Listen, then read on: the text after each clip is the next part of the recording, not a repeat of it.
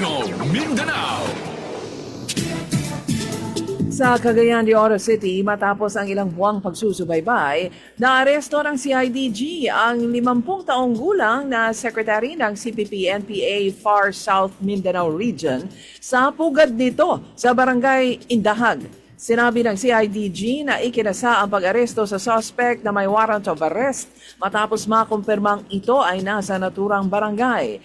Nakuha sa kanya ang caliber .45 pistol, isang granada, blasting cap, improvised bomb at mga bala.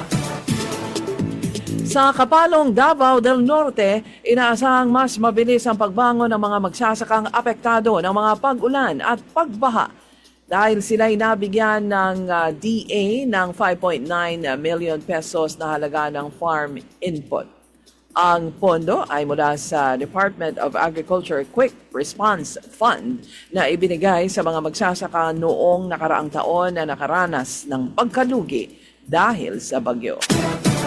Sa Zamboanga City, dahil naman sa malakas na ulan at malawakang pagbaha, kumilos na rin ang mga local officials upang linisin ang kanilang mga kanal sa Barangay Tetuan. Barado ang mga ito.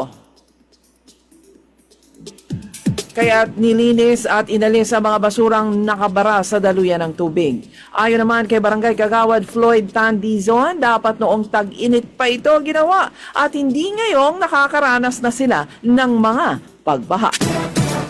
Sa Valencia City, sa Bukidnon, patay ang isang dating commander ng Bagani. Makaraang pagbabarili ng hindi nakikilalang suspect sa barangay Bagontaas.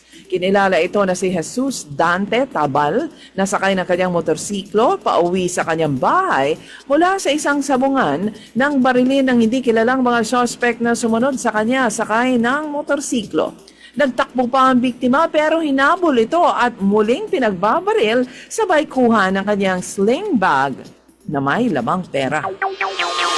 Tigo, Mindanao.